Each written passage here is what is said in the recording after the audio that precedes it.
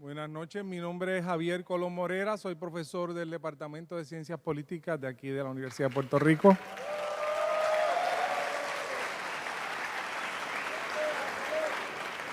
Es para mí un gran honor estar aquí y agradezco mucho la invitación de la Mesa Martin Luther King para ayudar esta noche en la moderación de esta actividad.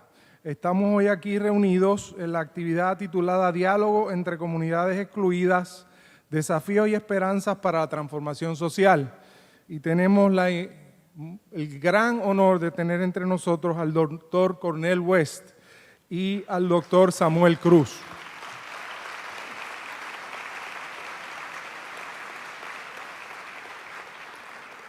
Queremos saludarlos. Queremos saludar también a la decana del Seminario Evangélico de Puerto Rico, la doctora Agustina Lubis, y demás miembros del cuerpo docente del seminario. A la doctora María Lourdes Rivera, directora de la Oficina de Comunidades Especiales de la Oficina del Gobernador. A los miembros de la Mesa del Diálogo Martin Luther King, coordinadores de este evento. A la licenciada Ana Irma Rivera Lacén, presidenta del Colegio de Abogados de Puerto Rico. Al obispo Felipe Lozada, a los miembros de la prensa, los decanos, decanas, directores, directoras, miembros del claustro, empleados y estudiantes de la Universidad de Puerto Rico. Amigos todos.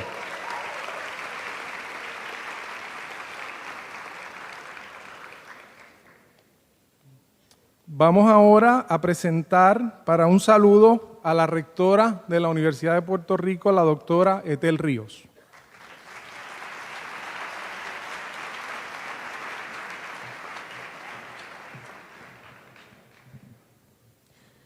Muchas gracias. Bienvenidos y bienvenidas a la Universidad de Puerto Rico, la Universidad del Pueblo de Puerto Rico. Esta noche nuestro recinto se honra con la presencia de dos distintos académicos, pensadores y gestores del cambio por la igualdad, la inclusión y la verdadera democracia, los doctores Cornel West y Samuel Cruz. Sabemos que el mensaje que hoy será discutido es central para nuestras reflexiones en torno a la sociedad que debemos construir. No podremos superar las múltiples crisis y problemas que enfrenta nuestro país si no prestamos atención al reto de las desigualdades de género, de raza, de clase, de nacionalidad, de orientación sexual y de condición colonial, entre otras. Entendemos que las respuestas no serán consideradas seguras, políticas, populares ni correctas, pero en palabras del doctor Martin Luther King, llega un momento en que uno debe tomar una posición que no es segura, ni política o popular, pero uno debe tomarla porque es la correcta. Y esa es y ha sido la misión de nuestra universidad. Forjar pensadores críticos, ser un instrumento para la movilidad y propiciar una verdadera transformación social. Bienvenidos a Puerto Rico y a esta su universidad.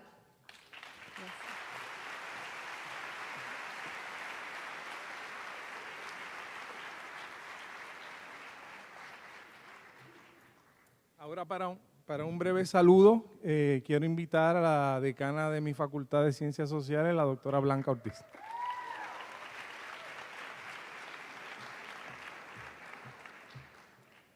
Buenas noches a todas y a todos los invitados, amigos, colegas, estudiantes, a la señora rectora del Recinto de Río Piedras, decanos y decanas, con el objetivo de que el doctor West pueda entender las palabras de bienvenida que voy a decir, que van a ser muy breves, voy a decirlas en inglés. What a great honor and a great pleasure it is for me to welcome Dr. Cornel West and Dr. Samuel Cruz to our campus and the College of Social Sciences. Ellos visitaron la Facultad de Ciencias Sociales antes de venir al teatro. We feel extremely fortunate to have you here. Dr. West's research, thinking, and ideas have illuminated those of us who, while in the academia, are committed to the promotion of social change, inclusion, and social justice. As a Puerto Rican who lived in New York City for 10 years, I always felt that Dr. Cornel's work represented most of our struggles, aspirations, and claims.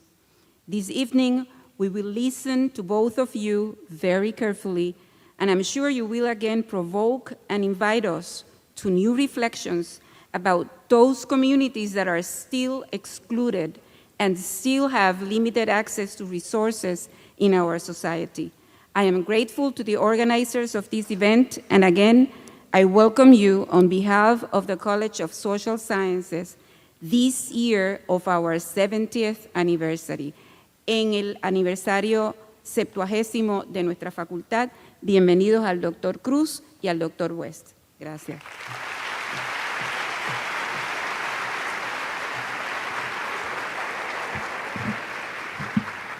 Esta actividad no hubiera sido posible sin el esfuerzo muy grande de un grupo muy dedicado de ciudadanos dedicados a la promoción de los derechos humanos en Puerto Rico.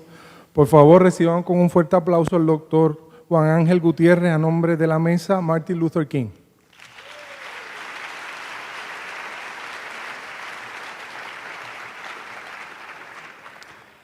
Muy buenas noches, nos alegra que cada uno de ustedes esté en este lugar. La verdad es que cuando comenzamos a dialogar sobre este evento hace alrededor de un año, jamás pensamos que íbamos a estar reunidos aquí en el Teatro de la Universidad. Y nos alegra que ustedes estén aquí y nos hayan apoyado.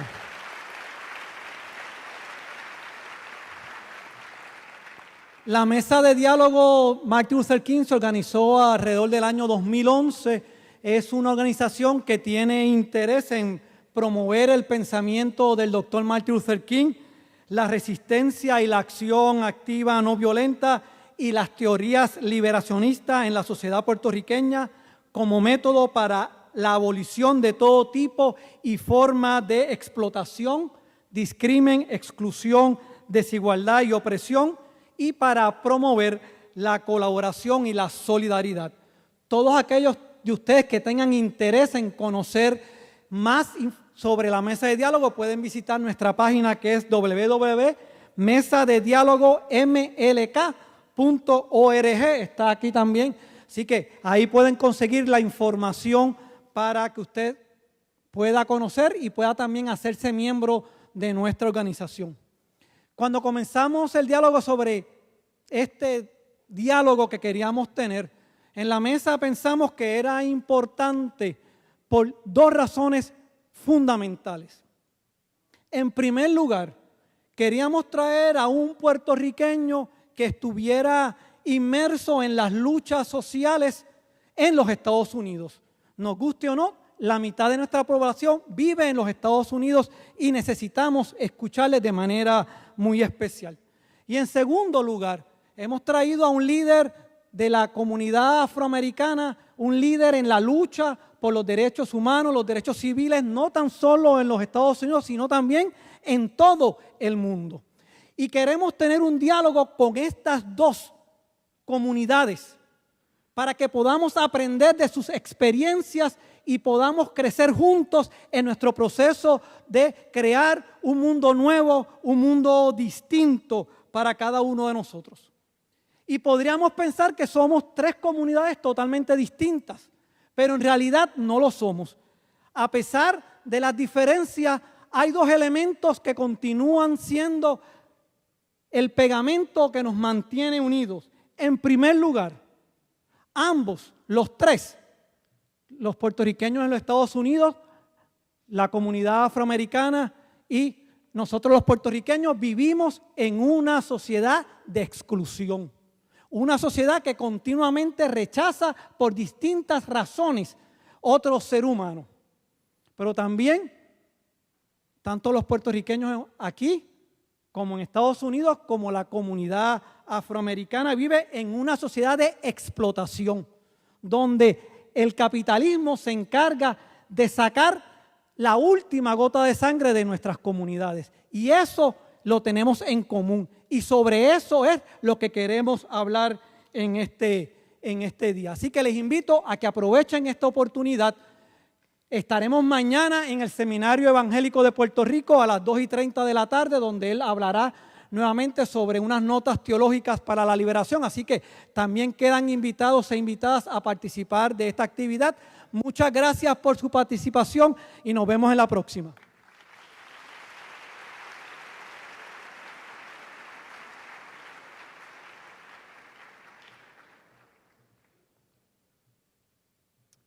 ¡Woohoo! Esto es la Yupi que yo amo.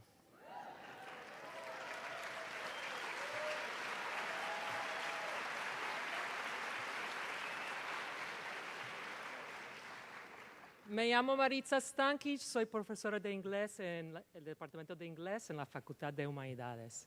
La primera parte va a ser la maestra Mandona, las orientaciones y las reglas del juego esta noche.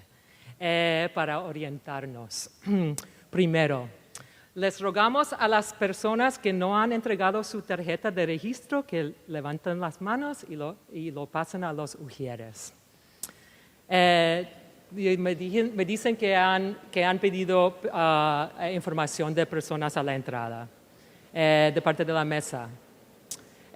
Número 2, todas las personas que quieren audífonos, porque tenemos traducción simultánea, favor de buscarlos luego de los primeros 25, los demás cuestan $3 cada uno y obviamente favor de devolverlos al final.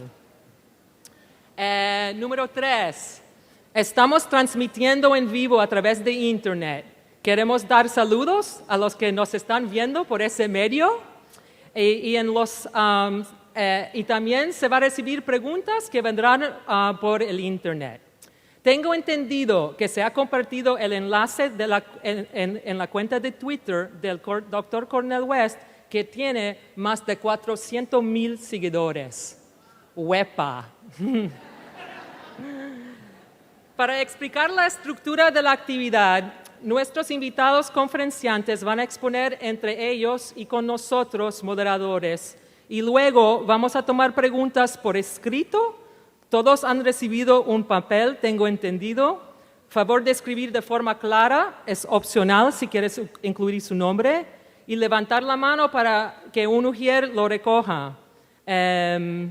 Y luego se va a tomar preguntas o reacciones por el micrófono como otra parte de la sesión de preguntas. Y eso va a estar estrictamente limitados a 2 minutos. Los moderadores van a estar pendientes. Y eso es básicamente cómo se va a estructurar la actividad. Por favor, también quiero mencionar que debemos poner nuestros celulares en modo silencioso. Y ahora, a presentar los conferenciantes. El Dr. Cornel West es profesor de Filosofía y Práctica Cristiana en el Seminario Teológico Unión de Nueva York y también es profesor emérito de la Universidad de Princeton. También ha sido profesor en Yale, Harvard y la Universidad de París. Posee un doctorado en Filosofía de Princeton. Ha publicado más que 20 libros, entre ellos los clásicos Race Matters, una colección de ensayos morales sobre las relaciones raciales en los Estados Unidos, y Democracy Matters, un diagnóstico de largo alcance sobre el estado sombrío de la democracia moderna, y el libro de memorias Brother West, Living and Loving Out Loud, y ha editado otros 13 volúmenes. Aparece regularmente en el show de Bill Maher, The Colbert Report, CNN y C-SPAN, y con Tavis Smiley en PBS como en diversas estaciones de radio, con las 2 coautorías The Rich and the Rest of Us, A Poverty Manifesto. Entre sus muchos reconocimientos, su libro de 2 volúmenes, Beyond Eurocentrism and Multiculturalism, ganó the American Book Award. También se conoce por su participación en 2 de las películas Matrix. A ver si llegan unas preguntas sobre eso. El reverendo Dr. Samuel Cruz, profesor auxiliar de Religión y Sociedad del Unión Teológico Seminario de Nueva York y pastor de la Iglesia Luterana Trinity en Sunset Park, Brooklyn. El Dr. Cruz es el autor de Masked Africanisms, Puerto Rican Pentecostalism, y editó Christianity and Culture in the City, a Post-Colonial Approach. Ha publicado editoriales sobre los derechos civiles por El Diario y New York Daily News. Recientemente se opuso a las prácticas policíacas de Stop and Frisk y Racial Profiling. Los dos, yo creo, se distinguen por su activismo.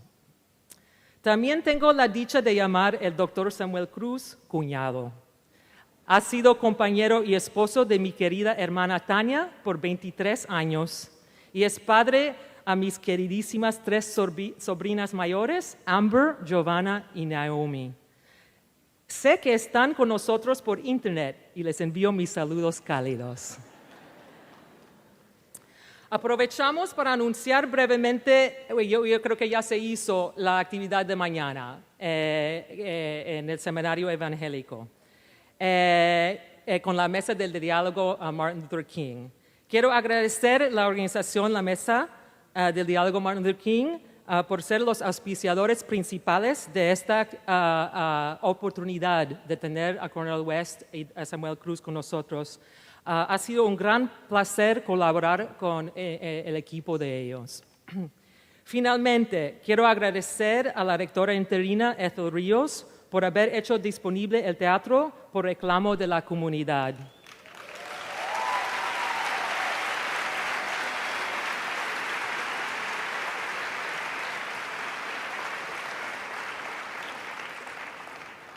Por supuesto que un invitado imprescindible como el Dr. Cornel West, cuando viene a Puerto Rico, pide dar su presentación en la UP. Es un buen momento para recordarnos que la UPR es el primer centro docente del país.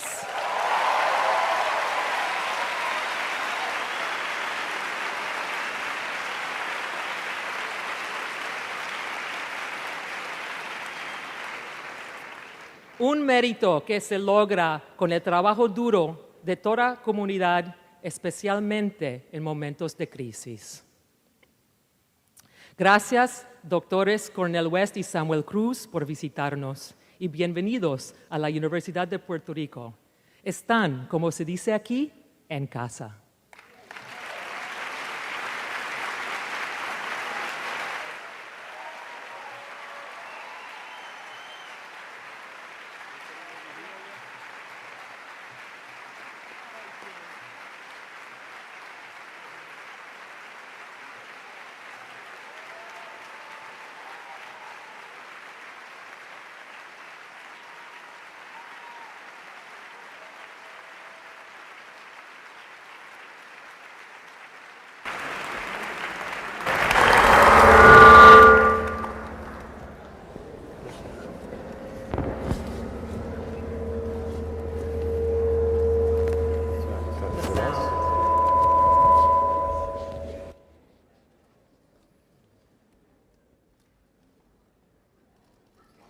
So, we start? Yeah, Is this on?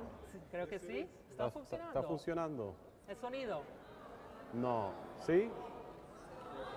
Más o menos. El sonido está funcionando. How you doing, Peter? Is it working now? Sí, ahora sí. Okay. Ahora sí. Primero, le quiero dar gracias a la mesa de diálogo, a la Universidad de Puerto Rico y a todos los otros y otras que han participado para que este evento se logre. También quiero darle las gracias y la bienvenida a mi hermano y colega Cornel West a Puerto Rico, a la Isla del Encanto.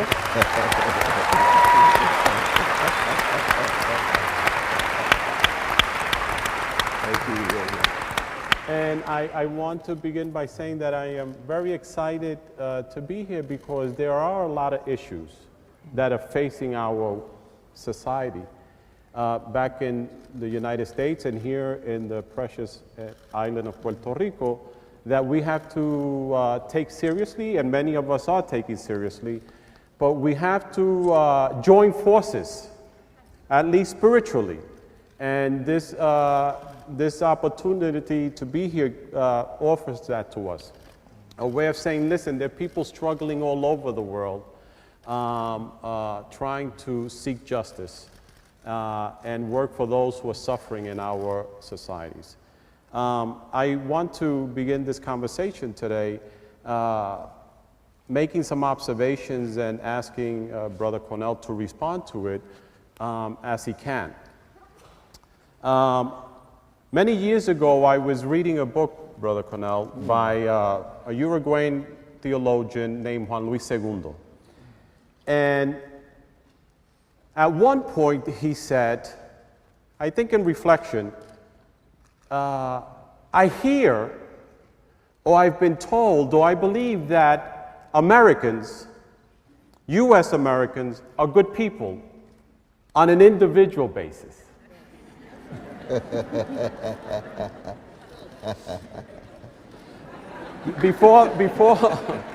Before I go on, let me just say that the reason I'm even bringing what I'm going to bring up is because global issues affect us locally in a lot of ways. Oh, hi, Dizia.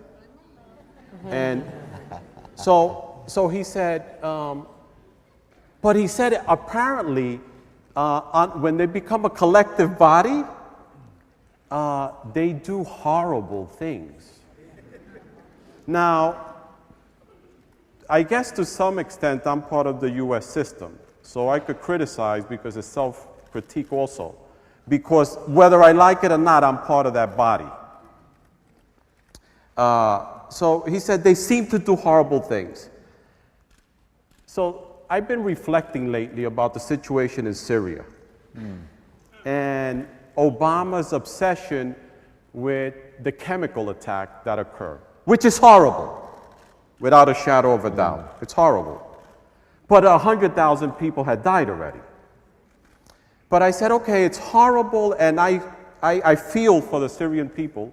But I started thinking about Vieques. Vieques is an offshore island here, part of Puerto Rico, La Isla Nena, they call it.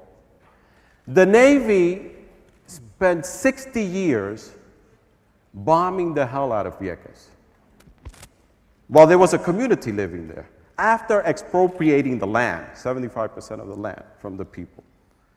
It dropped napalm, Agent Orange, and so many chemical and biological weapons on the island that I can't even name them all. If you read the report, you know that there's so many, and some of them I can't even pronounce.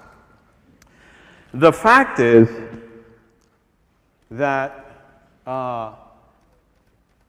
they have made people sick, low birth weight, huge mortality rate, cancer all over the place.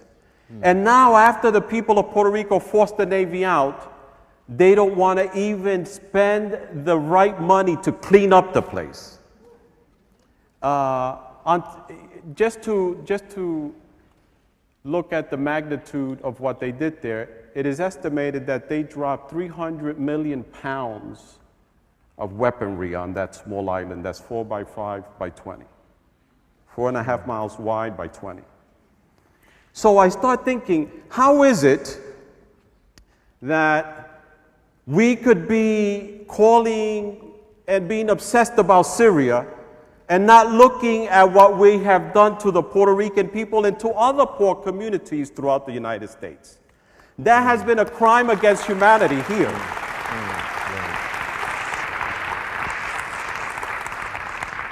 Connected with that, I was thinking about 9/11 and how 9/11 has impacted the psyche of U.S.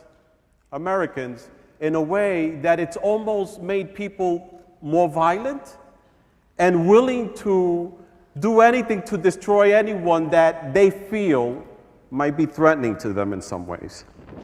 So I started thinking about El Salvador in the 80s. After Monsignor Romero was assassinated, the Reagan administration provided $1 billion worth of military assistance and training to the death squads of the Salvadorian army. In the next 10 years, 75,000 Salvadorians were killed, mostly innocent women and children and men. Poor people who didn't even know what was going on. That 75,000 people that died made 2% of the Salvadorian population. In order to kill 2% of the population of the United States, a 9/11 would have to happen every other day for 10 years. In order to kill 2% of the population of the United States, a 9/11 would have to happen every other day for 10 years. I guess my question is, It's a long question. what is, I know it's not, and I know you must know that it's not mere hypocrisy. Could it be something as simple as hypocrisy that does not allow the United States of America, the quote-unquote exceptional country, to see the horrors that it has perpetrated and then become wild about when things happen at much smaller scales in its life? What do you think leads us into that type of mentality? And is there any hope of awakening from it? There's always hope. Always. Oh, yes. As long as we're breathing, as long as we're thinking and loving and laughing. But no, I think it has to do with the arrogance of empire. It has to do with the hubris of imperial power, where you think you can afford to have a certain kind of moral blindness and willful ignorance and do things and not be accountable. But before I get into it, I want to say I'm blessed to be here in Puerto Rico. Oh, yeah. Right here in Puerto Rico. Indeed, indeed. And to be able to be in this consecrated space. Can you imagine the blood, sweat, and tears that has been enacted for us to be here in this space? University of Puerto Rico, Rio Piedras. Very, very serious indeed. Each time I think of Puerto Rico, I think of the 400 years of the arrogance of Spanish Empire. And then the 115 years of the hubris of the U.S. Empire. And yet the Puerto Rican people continue to unleash all of these high-quality persons of such vision and courage. I think Julia de Burgos graduated from here at 19 years old.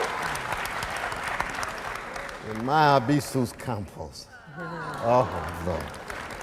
He's a Harvard man, but he's a Puerto Rican. My dear brother Oscar Lopez Rivera. Pardon him now. Pardon him now. I'm serious. Listen, Mr. Obama. Pardon brother Oscar. That I was blessed to hug and squeeze and kiss the great Lolita LeBron. And let me tell you, I shall never forget it when we invited her to Detroit in 1980. She was released in 1979. She had been in that cell, but you know what? She had more love in her soul and courage in her back than most folk who walk the streets free 20 and 30 and 40 years. That's the kind of people Puerto Rico continues to unleash. And that is the backdrop. We won't even get into Tito Puentes and Pedro Flores and Rafael Hernandez. I better stop. I got to. So the question becomes, especially for the younger generation, how are you all going to keep that tradition going in a context in which the neoliberal ideology of a larger global capitalist world is beginning to disintegrate. The austerity measures are backfiring.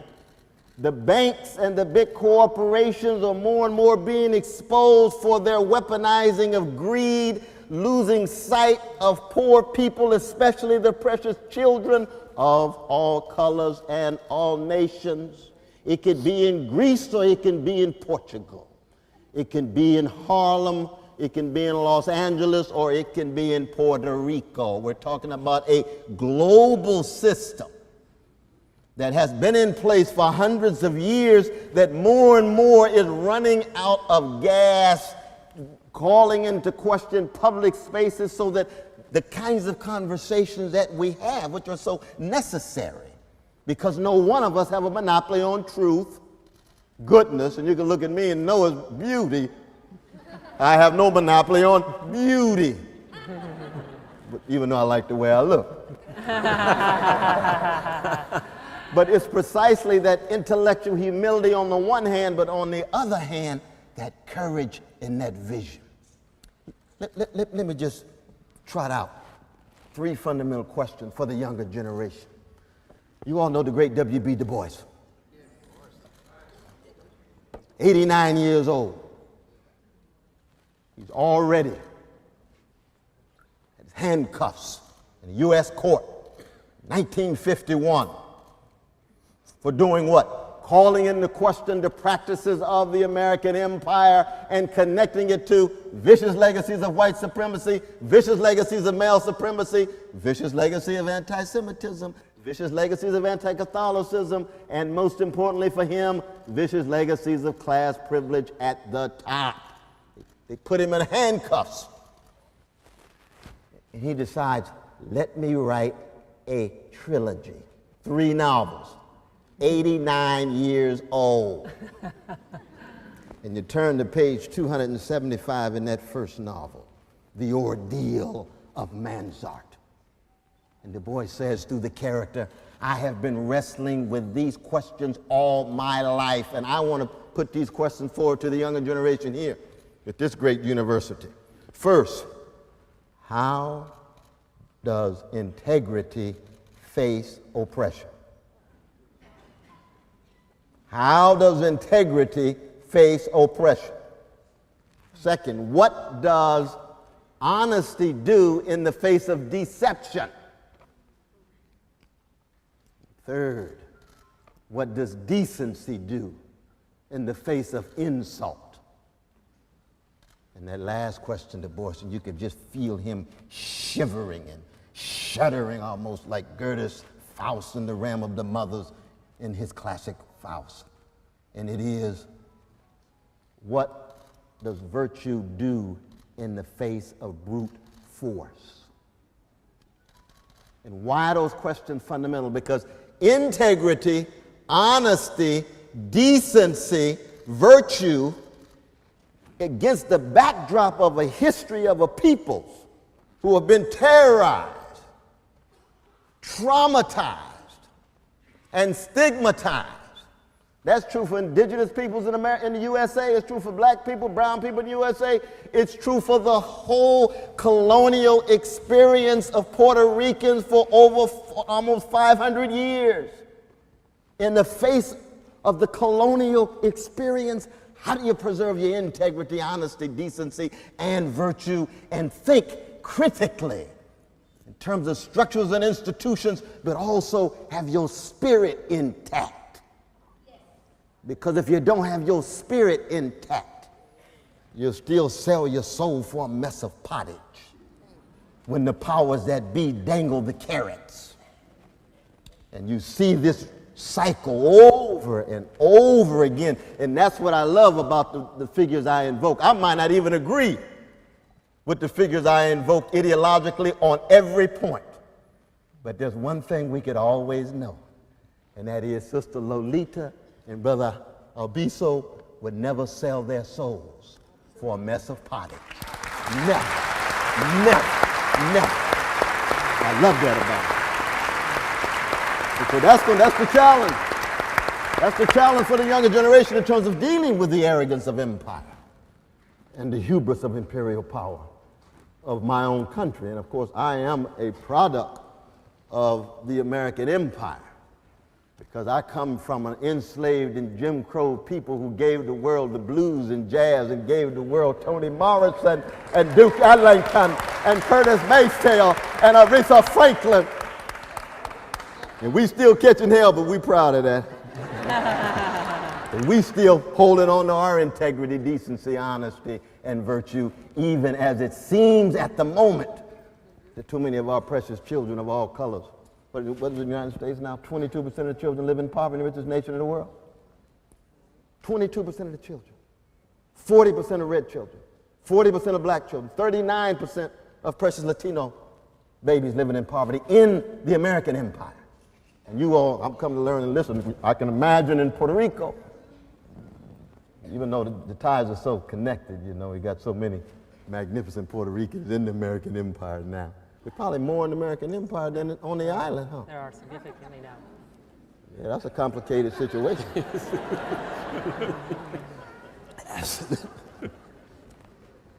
But let me ask you a question, though, brother. How do you conceive of young people going forward at this particular historical moment, given the crisis in the American empire? I think it's actually a moment of opportunity. Wonderful. Because the challenges are so great and the shallowness of the system that was there now is visible for people to see, that it's an opportunity for young people to start taking charge of their lives. But I think that I feel that the religious sector and the religious community has to take a stronger stance against the powers that be.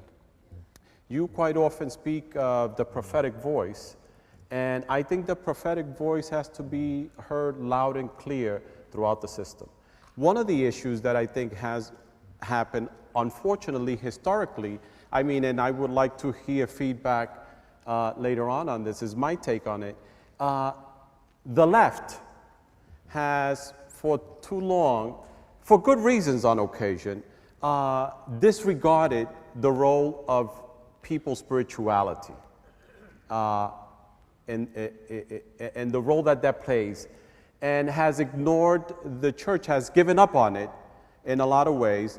And what has happened is that the message and the spiritual message that the church could offer has been co-opted by the right.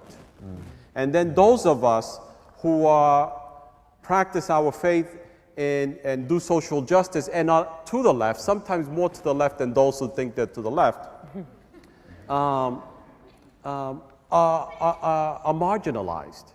So I think that I'm here, and for those of you who have a faith, I want to call you out to also use your faith, whatever it might be. It might be Santeria, it might be Haitian Voodoo, it might be Candomblé, it might be Christianity. Look for ways that faith could inform you to work on issues of social justice. How could your faith help you bring love to the world? We need more love in our world. So I would encourage young people not only to fill their minds and hearts with all the information they need, but they need to fill their minds and hearts with spirituality, spiritual nourishment. Yeah, that's very real. That's very real. I mean, one of the wonderful things about Brother Juan and Brother Lester, who run this table for Martin Luther King Dialogue, to make sure that we are intellectually honest in trying to keep track of the various dimensions of who Martin King was, for example. There's no Martin King without prophetic Christianity. There's no Malcolm X without prophetic Islam. You all know Dorothy Day, one of the great towering figures in the United States, radical Catholic sister. Rabbi Abraham Joshua Heschel, one of the great prophetic voices of the 20th century, prophetic Judaic brother. You all know Bell Hooks, my dear sister. Oh, I love Bell Hooks. Now, she's Buddhist. serious Buddhists. And there's no bell hooks without Buddhist spirituality. There's no Toni Morrison. She's a Catholic, goes to Mass every morning, and then goes on to write those classic novels. You see. And I'm not saying that our atheistic and agnostic brothers and sisters and secular brothers and sisters don't have rich spirituality to bring, because we all know all of those religions in their dominant institutional forms have been sources of barbarity and atrocity. There's no doubt about that. That's historical evidence. We're talking about the prophetic slice. Brother Campos was Catholic, wasn't he? Yes, and he used it quite often in his way of thinking. And Lolita said the Lord's Prayer before she made a move on the U.S. Congress.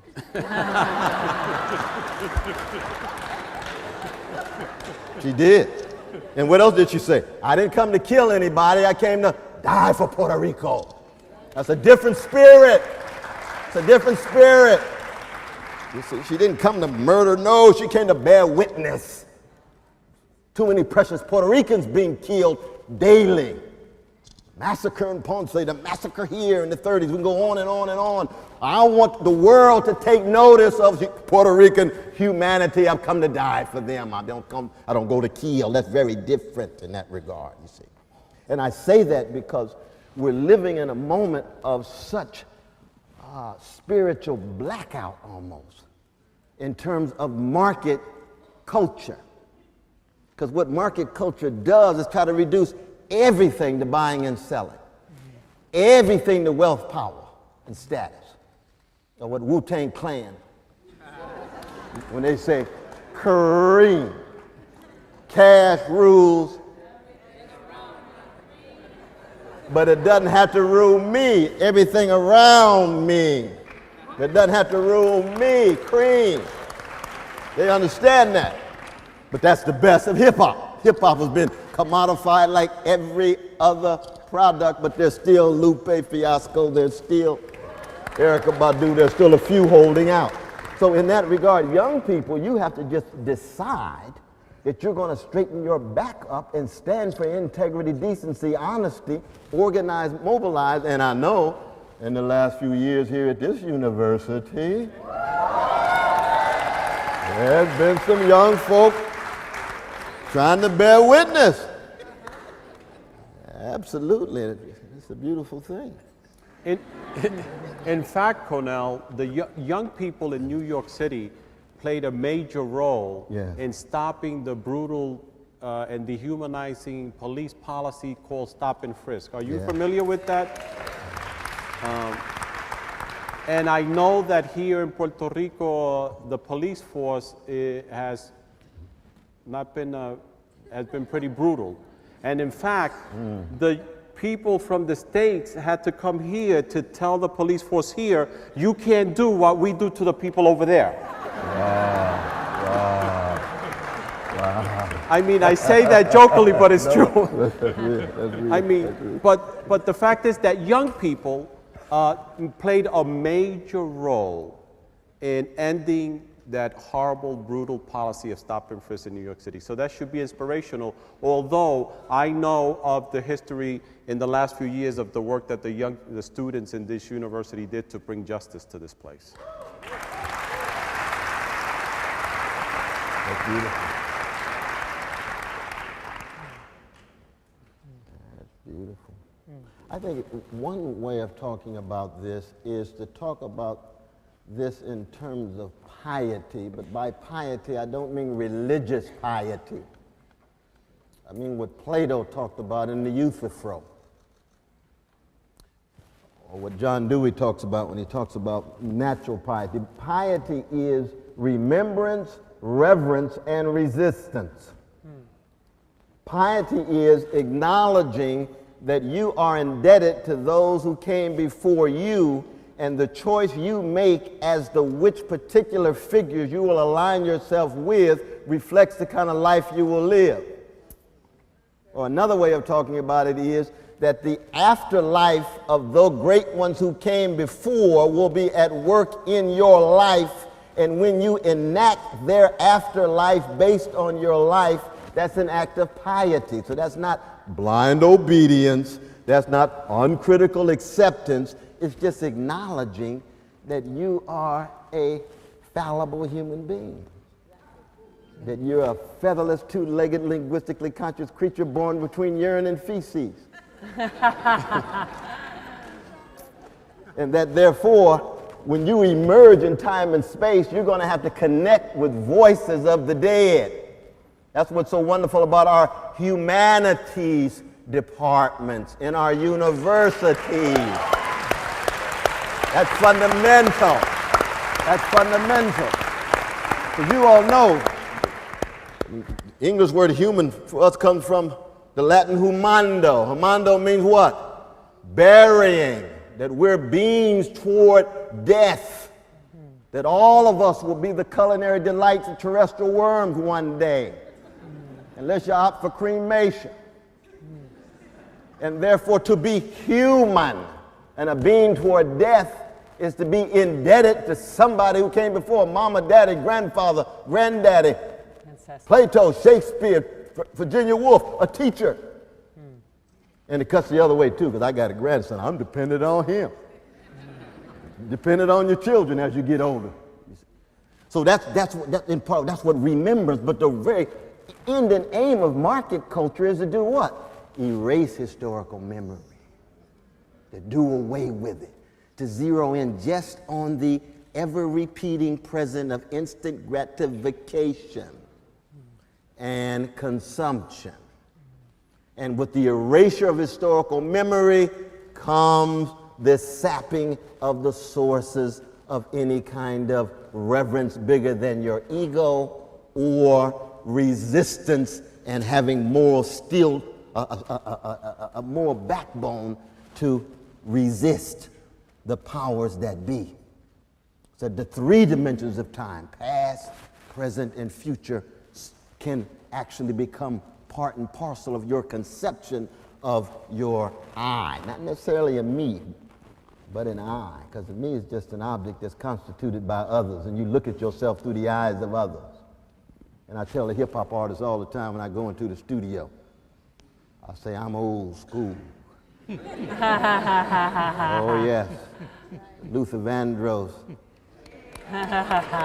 He's an original. And I look at young folk and see too many copies, too many imitations, because they're obsessed with success, which is just being well adjusted to injustice, with material toys. It may be a trophy spouse. And I'm not against marriage, but be careful who you choose. But when you have a historical memory, you're maladjusted to injustice if your historical memory is rooted in those folk who opted for integrity, decency, and honesty in their day.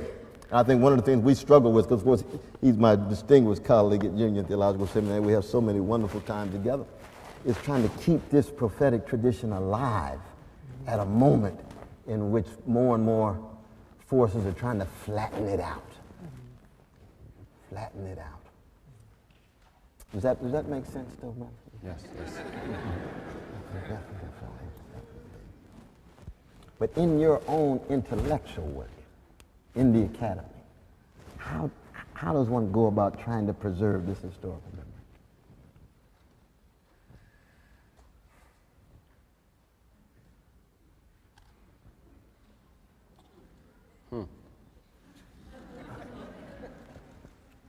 Well, it's a challenge because... Absolutely. It's true. It's true. Because students, too many students, but I know that's not the case all around, but too many students are there for success. Not about that piety that you're speaking about, not about growth and growth for society, not about what they're going to give to others, but it's all about what you're going to get. Academia has become, higher education has become like any other system, and has been co-opted, and it's about what you're going to get out of this and not what you're going to give back to the community.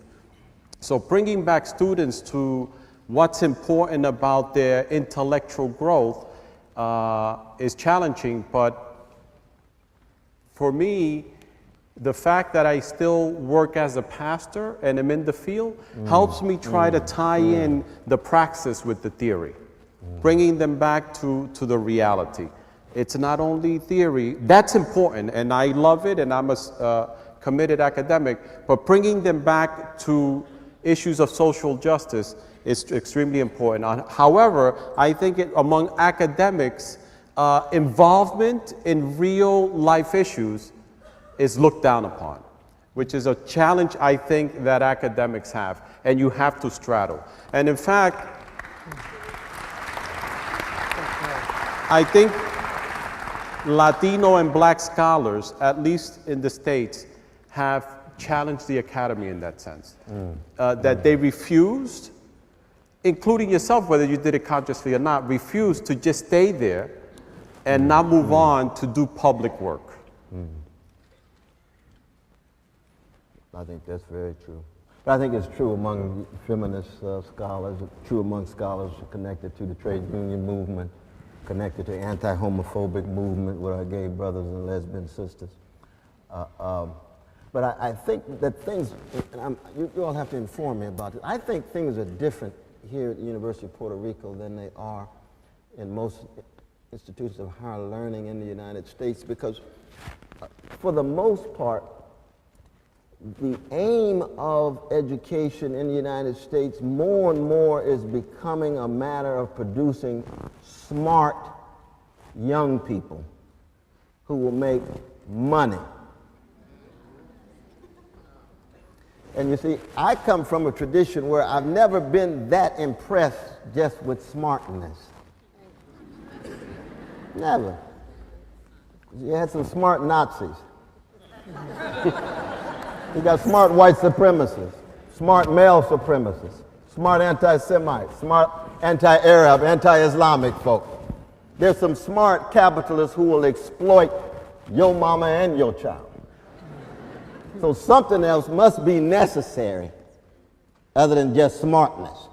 Now we can call phones smart, okay, that's fine. But I'm talking about human beings. Human beings. And that's part of that success.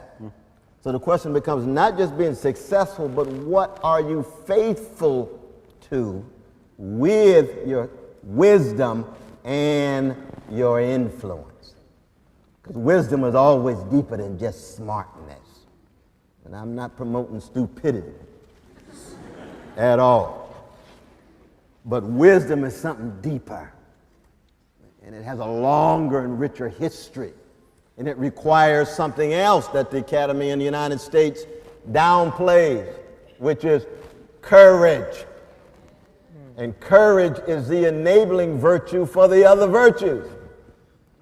You can't talk about justice as a virtue if you have no courage. It becomes just an abstract possibility, something to speculate on or be a spectator about. Ooh, isn't that person courageous? Ooh, that hurt. Ah. No, you're not going to get out there with him. Oh, no, not me. I'm smart. Oh, I'm smart. Oh, no. They're getting crushed over there. You know, Cornel, when I started us speaking about the so-called, I said it's not hypocrisy, but the hypocrisy. Yes.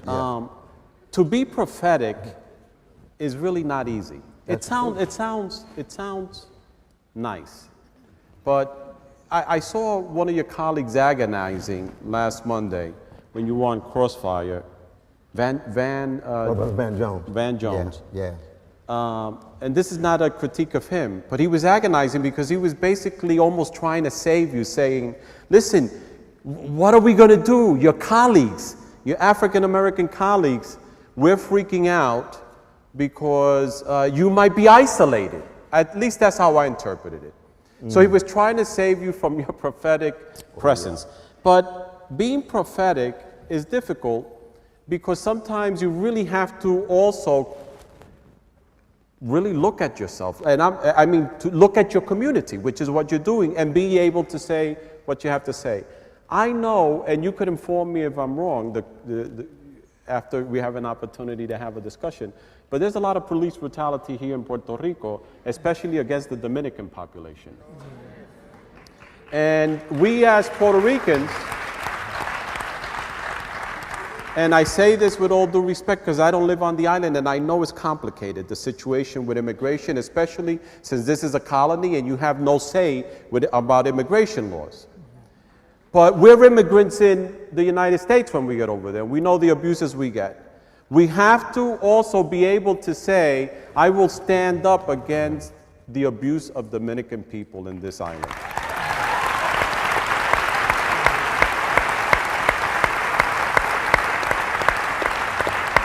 And I said that it's sometimes fearful to be prophetic because I was afraid to say that. I'm glad everybody clapped. No, but I'm serious to a certain extent. It's difficult to really, but if we're going to be serious about wanting a more just society, we really need to seriously deal with the issues that are in front of us and that face us as individuals and take the challenge. And for me, the religious and spiritual tradition of Jesus helps me be able to do that. And that's why I was emphasizing before, not everyone, it doesn't have to be for everyone, but for me it is. And you were speaking about respecting the ancestor worship, which is part of our traditions. I was thinking as I got here, I said, I hope El Egua opens the doors for us today. You know, and El Egua is one of the ancestors in the form of a Orisha within the Afro-Caribbean tradition of Santeria. Yes, I would call it ancestor appreciation rather than ancestor worship. And the reason why is because, I mean, one, just as a Christian, I have a certain bias toward idolatry. I mean, against idolatry, of course, but also that even the great ancestors deserve our appreciative scrutiny because they still get it wrong. I'm talking about my mama at this point. You know? If I can scrutinize my mama, I can scrutinize Socrates, Shakespeare, Nietzsche, Schopenhauer, and anybody else. But she deserves some appreciative scrutiny. So in that sense, it's an ancestor appreciation. But it's a spiritual issue because I fundamentally believe, we turn to section 20 of book 1 of Montaigne's great collection of essays called To Philosophize is to Learn How to Die. To learn how to live is to learn how to die, because when you criticize, examine yourself, and give up a certain assumption or presupposition, that's a form of death.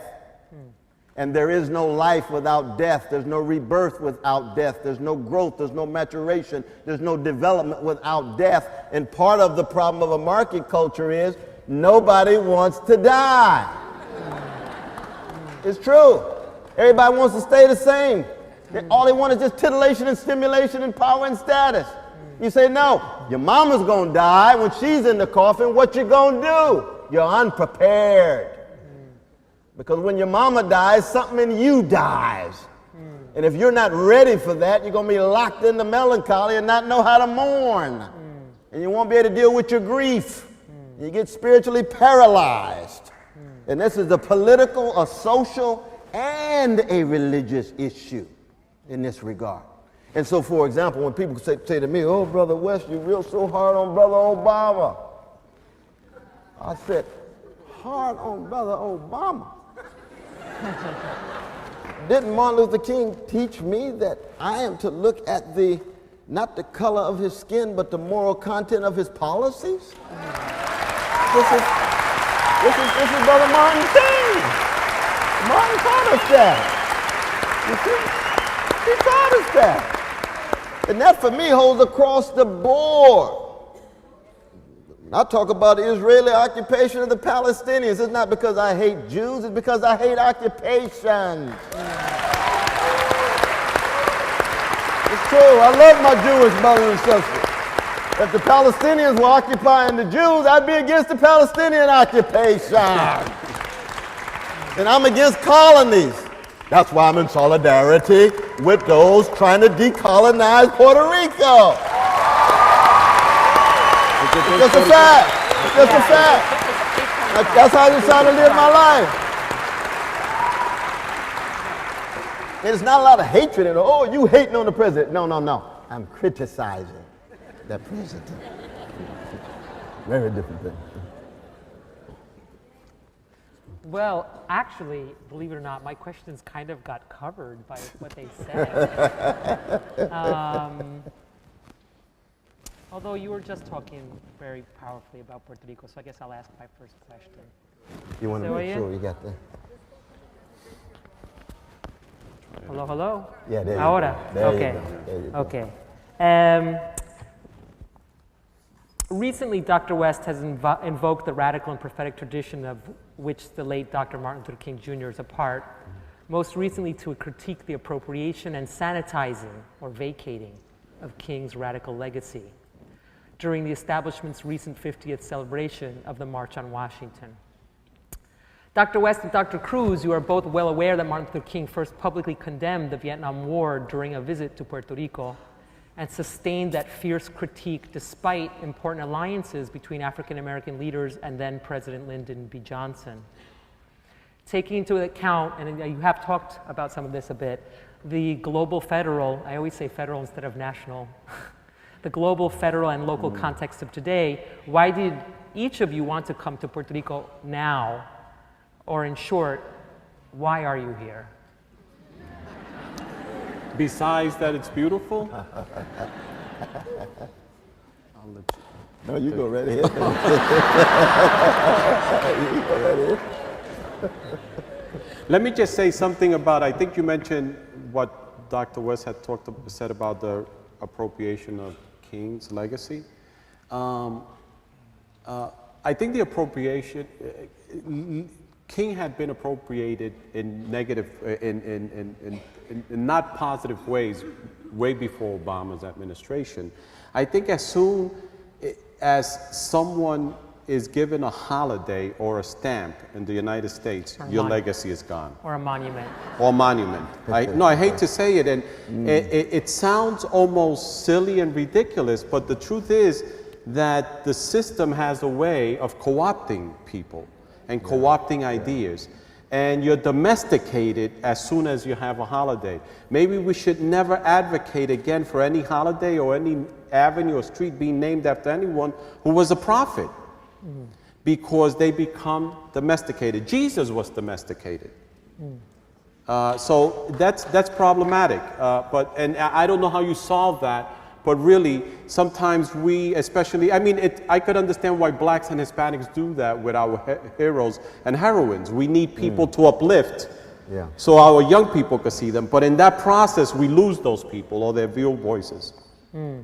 I'm here because I think the country of Puerto Rico, everything that neoliberal ideology represents in its most ugly face is present here in double portion. It's intensified. It's intensified. Yeah. So if you really want to see how things happen, if people in the US want to understand, the left want to understand, this is the place to come to really discover what's going on. But I also wanted to be here because I am a faithful believer that we need more coalition building than ever. All sectors of our society that want to struggle for social justice, we have to unite in one way or another. That's why I was calling for bringing in the religious community, not because I happen to be a pastor, but even from an intellectual perspective. I remember telling my sister-in-law Maritza 20 years ago in a little bar in Old San Juan, Maria's or Violetas. No, Violetas Cafe. Violetas Cafe. It's not there anymore. I said, first of all, atheism doesn't work in Latin America But second of all, how could you study social sciences? You see the curriculums in Latino studies departments, whether they be Puerto Rican or Latino studies in general. There are no courses on religion. How could you study a people's culture if you don't study their spiritual practices and their religion?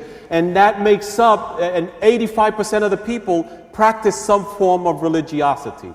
You're missing out on a whole group of people. And unfortunately, Latino studies scholars are still stuck in the paradigm of the 19th century thinkers like Marx, Weber, Durkheim, and Freud, and others who thought religion would decline. So anyway, my point is that I wanted to be here because I really believe that all sectors that are fighting for social justice and equality have to build coalition. And also as a diaspora,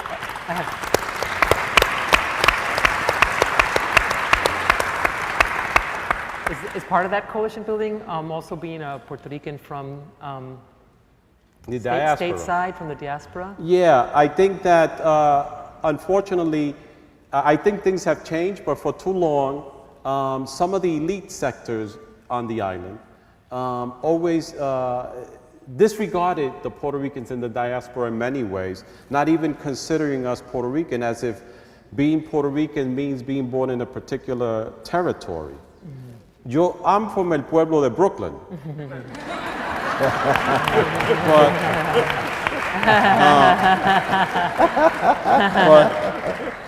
And when you do that, you miss out.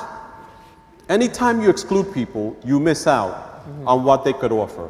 And although Puerto Rico is the place where you can see everything intensified, Puerto Ricans who live in the United States live in the belly of the beast. We're chanting down Babylon over there for many years, and there are things that we could contribute to the Puerto Ricans just like we could receive from the Puerto Ricans that live in the pueblos that make up this island. That's very, very real. Very, very real. Very, very real. Yeah, just a quick point about Brother Martin. It's very important to keep in mind when Brother Martin Luther King Jr. was shot down like a dog on that balcony, Lorraine Motel in Memphis, Tennessee, April 4th, 1968. 72% of Americans disapproved of him, and 55% of black people disapproved of him. The FBI had said he is the most dangerous man in America. He was under FBI surveillance every day of his life beginning January 1956, so that it is easier to love him in the grave. But when he was around walking, I mean, I just spoke up at an auditorium in upstate New York. It was a wonderful gathering, very similar, not as beautiful, very similar to this one. And I had an old man walk up to me with tears in his eyes, 89 years old. He said, Brother West, I need to tell you that I'll never forget when Martin spoke here, and there was only 250 people, and the place held 1,200, but there had been a massive mobilization of blacks and whites to make sure that they did not go hear Martin speak. Why? Because it's a critique of American empire, Vietnam. He loved Vietnamese babies, just the way he loved black babies. He was a Christian, he was a moral man, and he was trying to bring poor people together across race, across region. That was a danger to the elites, including certain black elites. So in that sense, if we really want to be challenged by Martin, then we have to be willing to learn how to die in order to learn how to live, to criticize ourselves.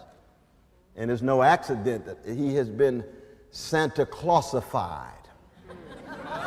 You turn him into Santa Claus. He got a smile on his face all the time. He got toys in his bag. He's been defanged, tamed, sterilized, sanitized, never a threat. They've done the same thing to Nelson Mandela in South Africa. The exact same thing. No, the man was revolutionary for 26 years in the jail. He was head of the Spirit of the Nation. Oh no, he's Santa Claus now. He smiles. So nice. And especially for white brothers and sisters. Especially. Because it's the fear, black rage, just fear. Oh my God, Jamal is mad. Can't take it. Martin's mad. Yes, he is mad because he loves folk. He's like Jesus in the temple. He's like Amos on fire. You see. But in regard to Puerto Rico, I think historically has been the canary in the mine. If you want to get a sense of what the American empire is like and will do on its night side, keep track of the history of Puerto Rico. Lies, mendacity, the very takeover itself, a violation of international law. You're going to tell us you want to defend international law? What is the Treatise of Paris? We had autonomy. You took it. Don't tell us about you being consistently concerned about international law at the beginning, but also the canary in the mine in terms of neoliberal capitalism. It's no accident if you want to study the European Union and you turn to Greece, then just turn to Puerto Rico. In America, if you want to turn to Detroit, you just turn to Puerto Rico. You see it highly crystallized. The power of banks. Look at the history of the refining companies in this nation. The history of the oligarchs. The history of the plutocrats. The Teddy Roosevelts and others. And you'll see in much more raw, coarse, naked form. It is not mediated with a whole lot of niceties. And you see, how did the Puerto Rican people deal with that kind of terror? How did they deal with that kind of trauma and that kind of economic exploitation? And why was it that they decided not to form an Al-Qaeda? That's very important. That's spiritual things. No, we're not going to just kill people at will. We might choose armed struggle. But even if we choose armed struggle, we're not going to choose Al-Qaeda-like tactics because we're fighting for something that has a grander vision, and therefore in the midst of the most vicious circumstances, we still are going to be trying to keep alive a love train, to use the language of Curtis Mayfield. And remember, justice is what love looks like in public. Just like it's what it feels like. Tenderness is what love feels like in private. And the history of the Puerto Rican people is one of militant tenderness. That's why I like Flores and Hernandez. I'm old school, I told y'all that. There's a tenderness there. There's a gentleness there. There's a sweetness there. That's what soulfulness is. It's the sharing of a militant sweetness, tenderness, and gentleness as you fight for justice against barbaric circumstances. That's the best of the Puerto Rican people. And that's the best of any people. But the Puerto Rican peoples have had to deal with it right up in the face in ways that many, many other nations and colonies, I should say nations in the making of nations to be, but colonies have not had to deal with it. And I think that's one of the reasons why the United States likes to keep the Puerto Rican predicament undercover, because it is so humiliating. If in fact the Puerto Rican situation were projected across the board, the nation and the world, America would be naked. Emperor has no clothes. Did you really do that to those people? And say you believed in liberty and equality and freedom?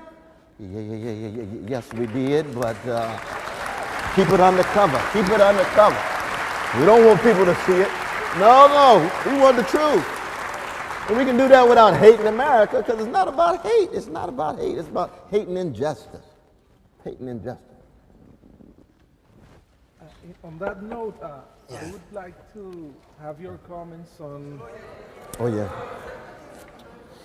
I don't know. You hear me now? Yeah. Now, yeah, they gotta turn it on. On that note, I would like to ask you, how can we break that circle of invisibility, which is so difficult to break, about Puerto Rico, Puerto Rican issues, about the excarceration of Oscar Lopez Rivera, How can we be more effective in trying to break that cycle of invisibility? How can we communicate Barack Obama how important it is for Puerto Ricans to have Oscar Lopez Rivera free?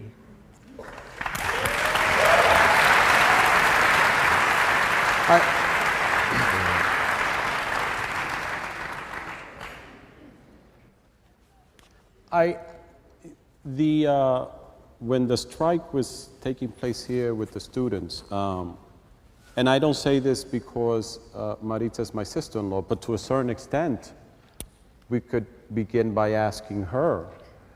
Because you were on sabbatical, right? Yes. And she was at my apartment in New York, and she was going crazy with everything that was happening over here when the students were being brutalized. And she wrote. And she wrote. Yes, And she yes. wrote. And the Huffington Post.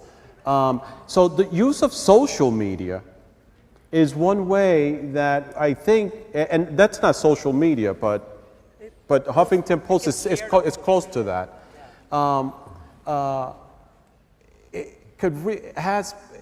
It's powerful. We saw it in the Arab uprisings, the spring uprisings throughout Egypt and other countries in the Middle East. We saw it on the issue of Vieques also. The issue of Vieques, the issue of stop and frisk, one of the greatest sources of promoting and moving around the information is social media. So I think we have to become more savvy in using the media or the technology that's there for us.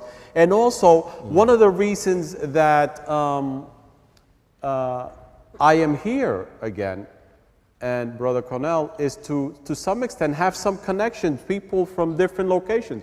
I've been speaking to Panama Alba. I have never met him personally yet.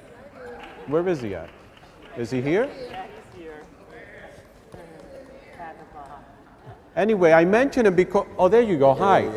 I haven't met him personally yet, but through the phone, he's getting me to mobilize over there on issues there, Oscar Lopez Rivera. Let me tell you, I've done 2 events on Oscar Lopez Rivera at Union Theological Seminary. They've been small, but they've been there and we've been present. We've done stuff on Vieques. So how do we fortify those channels so that we can make the movement? There are enough, actually, there are more Puerto Ricans in the United States now than here. That's right. And I think it's overwhelming that most Puerto Ricans, regardless of their political affiliation, want Oscar Lopez Rivera out, right? So if there's 8 million of us, we should be able to mobilize in greater ways. And one of the things that we should really focus on, I know that I will be focusing on in New York, is maybe protesting to the point of getting arrested. Sometimes you need to get arrested. Peaceful protest to bring notoriety to the situation. But we need commitment and communication. Absolutely. And the coalition that Brother Sam talked about. I mean, I was blessed to have Brother Jose Chacha Jimenez, who's one of the founders of the Young Lords out of Chicago, just on my radio show just this past week, and with Felipe, Luciano, and the others. And I do want to mention Brother Luis. Where's Brother Luis at Princeton Theological Seminary, who's played a very important role? Is he somewhere in the audience? Where is he? Where is he? Luis Rivera Pagan? Yes, that's him. That's him right there. Yes, get his brother a hand. Get his brother a hand. Brother Luis. I mean, he and Brother Arcadio. Arcadio's here? Arcadio Diaz, Quinones Diaz, are 2 major Puerto Rican brothers at Princeton that made a big difference in terms of coalition. Because when I arrived as a black brother at Princeton, it was Arcadio that embraced me. And then I got a chance to meet Brother Luis. And it's that kind of coalescing that makes a difference so we can get the message out there. But certainly in the end, you always have to have a slice of people who are willing to hit the streets, and a slice of people who are willing to go to jail, and a few people who are willing to die. Now, that's not going to be a mass movement, but you're going to have some folk who are willing to die. That's just the way the human drama unfolds. People get killed when you stand up for something. I mean, it's just a fact. I had another question. We're talking about social movements, about building coalitions from below. It seems to me that at the present time, there are more and more signs that the U.S. political system is in big problems. Oh, yes. Like it's not able to resolve minimum things like a budget, like things, and it seems like the institutions of the U.S. political systems are locked in this constitutional design that is not giving expression to other ways, possible ways of organizing the political system. And you get someone like Ross Perot who got 90% of the vote and he didn't get any electoral college in the United States. How do you see reforming the political system to be more, to receive more the impact of those grassroots movements? No, you've raised a very difficult question. I mean, big money is suffocating the political system. There's 11,000 lobbyists on K Street. Big pharmaceutical companies, big private insurance companies spend hundreds of millions of dollars to make sure there's not a single-payer health care bill or a public option. And so when big money suffocates your system, it becomes so dysfunctional that it calls into question any trust that people have in the government. And therefore it generates even more chaos and more even anarchy, because people figure it's a Hobbesian world. It's just egos against egos, and the obsession is just the 11th commandment, thou shalt not get caught. And so you read the business page, and what do you see? It's called the scandal page, because it's just gangster activity. Everybody just getting as much money as they can, and when they get caught, and they want to pay money when they get caught rather than go to jail. And of course, not one Wall Street executive has gone to jail over the financial catastrophe in 2007 and 8. Not one. Even though you get a working class brother or a poor sister get caught with a crack bag, go to jail for 7 years. You see, that's morally pathological in that regard. So what you get then is you call into question the very sources that can democratically revitalize your system. And that's why empires fail. Military overstretch, cultural decay, obsessed not with integrity and decency, but just getting over, and then a political dysfunctional system where your elites are tied to big money, and so the notion of public interest more and more becomes alien. And if there's no public interest and there's no public life and public education, there's no public conversation, you end up with what? Autocratic, authoritarian, crypto-fascist moves. And that's precisely what the massive surveillance infrastructure in place now, right? In the name of national security and self-defense, and you see America moving very much toward an autocratic, authoritarian rule. Now, for certain peoples, America historically has been autocratic. I mean, for black people, 244 years of slavery, 100 years of Jim and Jane Crow, it was autocratic already. It was just democratic for the white folk in the front of the Jim Crow bus. But if you get on the bus and go to the back, it's already autocratic. You don't have rights that people respect. And that's one of the reasons why there is a crucial role for people who have been on intimate terms with autocracy and authoritarian rule to generate the possibility of democratic breakthrough, because it's not new. See, in 9/11, America said, oh my God, we've been terrorized. And black folks say, you don't say. You don't say. What are you feeling? Oh, I feel unsafe, unprotected, subject to random violence, hated for who I am. To be black in America, unsafe, unprotected, subject to random violence, hated for who you are, is not new. But we got something to teach you. Don't respond to terrorism with more terrorism. Respond to terrorism with democratic practice. Don't respond to hatred with more hatred. Respond the way Martin did. Respond the way Fannie Lou did. Respond the way John Coltrane's Love Supreme does. Learn from maybe a blues nation can learn something from a blues people. That's the challenge, you see. That's the challenge. Should we move on to questions? Yes, we can raise questions from the audience. I would like to have a final question to you on the issue of undocumented immigrants. How do you see this? Do you think that, because if there's an issue where there has been a big community mobilization in the United States, has been that issue, and Luis Gutierrez has been very upfront, and many other leaders and Mexican leaders. Do you see that? How do you see that effort? It's now stalled at the House of Representatives. How do you see that going? I've been pretty involved with the immigration movement from New York City and from the States. Several observations. One, I have to say that I'm very proud of the Puerto Rican people in their struggle for the rights of immigrants, because we are citizens, whether we chose it or not, we're citizens. So it's not an issue that affects us directly. But that's the kind of work that people should be doing, not only things that direct us personally. So, but the problem with the issue of immigration, or the issue of immigration, has other implications that people don't even realize.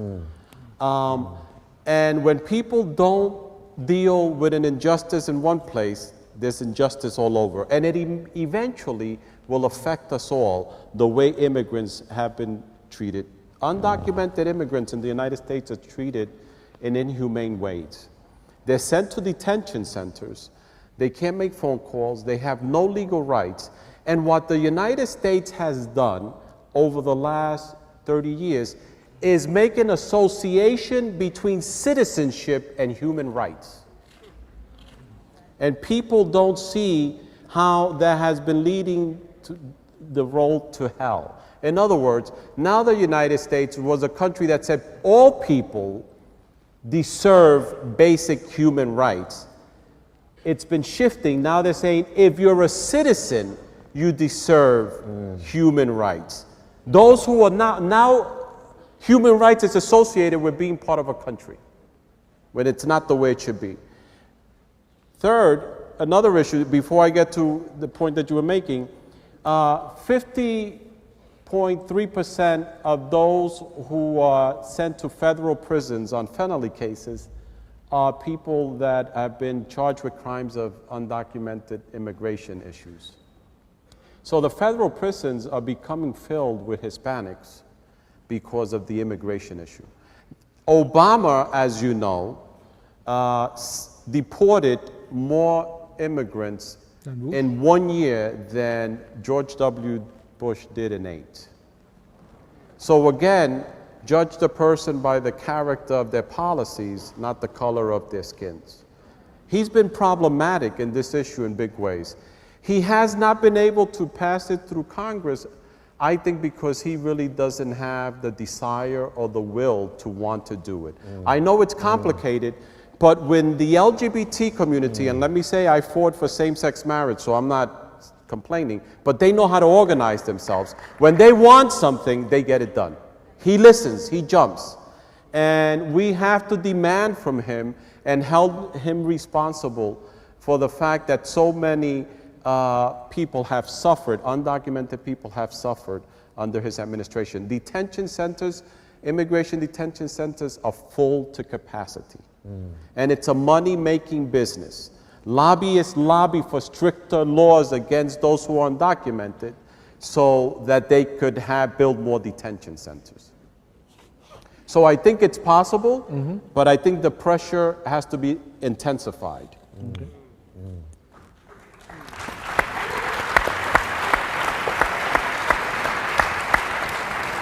There's some great questions here. They're a little bit all over the map. There's a philosophy one that I really like, and then there's another kind of more practical one. You're talking about, this is a coalition one. This is a tough coalition one. How can those who want to build a new society free of the colony or colonialism work with those who deny this is a colony? Who deny this is a colony? Yeah. So how do you build coalition across their seemingly unbridgeable difference, views. I mean, of something. who are they speaking of? I think Puerto Rico. Right, no, I know, but people in the diaspora who are struggling. No, I think within this, I perceive this to be Within about this within this society. How do you build coalition? You know, I just think it's interesting because we're talking about coalition building, and in Puerto Rico, coalition building, you know, the status question is just so profoundly divisive. I'll give you an example. I'll give you an example, though, because, I mean, there is a truth about the matter. I'm not a relativist about these things. There are colonies, and you define colonies, and you lay out your argument and your evidence. And somebody gives a counter-argument, and it might not be that good, but it's a counter-argument. But that doesn't mean you can't work with them. One, for example, look at this issue with food stamps right now. And the morally obscene, spiritually profane policy of the Republican Party in Washington, D.C., cutting food stamps. Now, you can disagree about colony and still come together and say, we're going to ensure they got food stamps for these precious children who will starve if they don't have it. Same is true with massive unemployment. Okay, we got massive unemployment. We're going to fight to make sure that there's some jobs with a living wage, and we'll have the discussion about colony in the evening.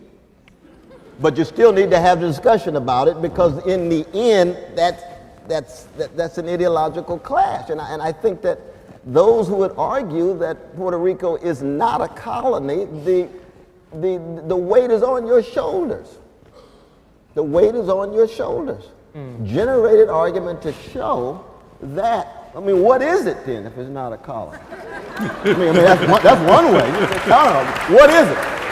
Well, we're trying to be a state. Okay, all right. I'm trying to be a member of the NBA. Okay, fine. Well, we're trying to be a commonwealth. What the hell is a commonwealth? Yeah.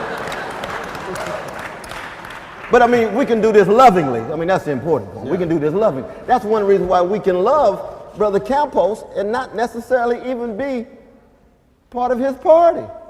Because if everybody who love our brother Albisos joined the party, y'all would be near revolutionary circumstances right now.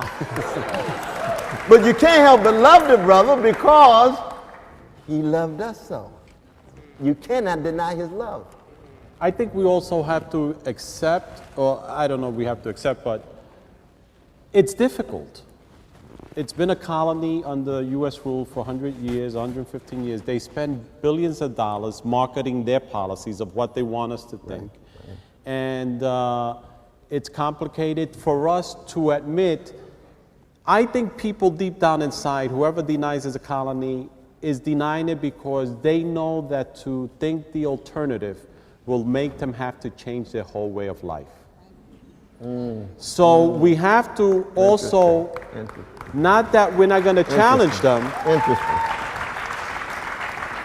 Not that we're not going to challenge them, but there was a time when we, independentistas, we were just too rough on people. We didn't understand what the heck was happening because we were just radical and you have to eat it and this is the way it is. But it's complicated, and all issues of justice are complicated. I couldn't believe that we passed same-sex marriage in New York State. I never thought that would happen. People change. People's minds change. And we have to have hope and believe. That's right. That's right. I have a question here. The nation keeps pushing education to be a money-making machine. How can we decolonize it? Decolonize education? Wow. Well, one is, I mean, you want to... This is a question that came through the internet. Yeah. It's a tough one. I don't know if I understand the question well, but I'll tell you what I was telling some young people at Brown University last week. I said, everyone who has any form of leadership, and we all do, we need to start using that leadership, whatever it is, to start dealing with these difficult issues. So if education has become a money-making machinery, professors and young people, but professors in particular, have a difficult job before them, but it's the job that we should be doing, which is to take education where it should be going and not allow the system from outside to co-opt it. It's hard work. Let's face it. What we're talking about here tonight, it doesn't get solved overnight. I know that I've chosen at this point in my life, with all my frailties, and like Brother West, I'm a cracked barrel too, or cracked vessel. Vessel. Cracked vessel. I'm Yeah. cracked in all sides. There's water coming, water's coming out all over the place. But I've decided that if I'm a pastor, my role as a pastor is to use that leadership to fight for what is right. And my role as a professor, besides teaching my students, which is part of it, is to teach them in ways that also confront injustice. Mm-hmm. Mm-hmm.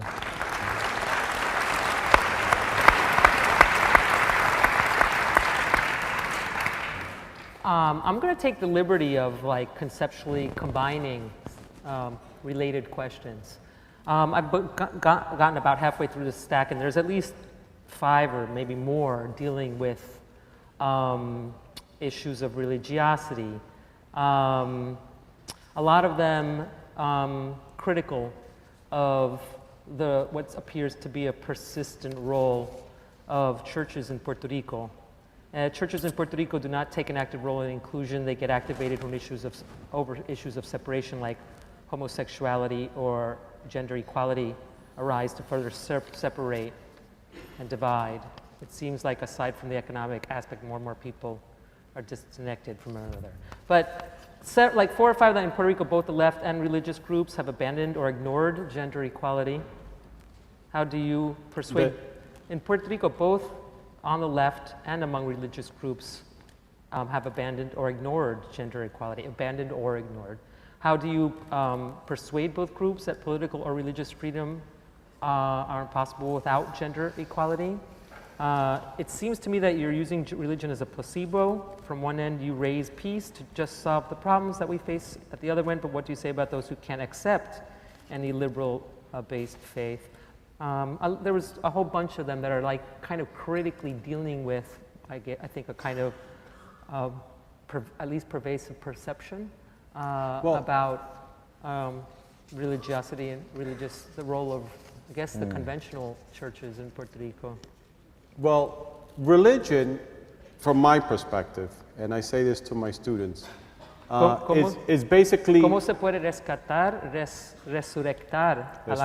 resucitar a la comunidad religiosa progresista? A lot of them, I think, are related to that final question. How you could... ¿Cómo se puede rescatar, resucitar a la comunidad religiosa progresista? Well, let me begin by saying religion is, by its own nature, conservative. All institutions, in my opinion, are basically conservative. However, we also see that religion is like any other institution where it has prophetic traditions. I could tell you that the Pentecostal church is the one that's mostly criticized quite often because it's manipulated. And in Puerto Rico here, the case is even worse because everything that's brought to Puerto Rico is imported, in a sense, in the most horrible way. So you get probably the worst kind of Pentecostalism here. I mean, with all due respect, I'm Pentecostal, so I didn't mean it that way. However, the Pentecostal church is the only institution that has been consistently fighting and being there for the Puerto Rican community in New York City. When there was English-only laws, they were the ones there fighting for people. When people didn't know where to network to get jobs, the church was there. When people needed translators to accompany them to all the different offices when they couldn't speak English, it was the church that was there. So you could always find, I like the question because it included the left, and the left has always, to a great extent, been traditionally historic anti-women and anti-worker and anti-everyone who wasn't a lawyer and sophisticated and white in Puerto Rico. We live you know, Puerto Rico, with all due respect, is to some extent a racist society.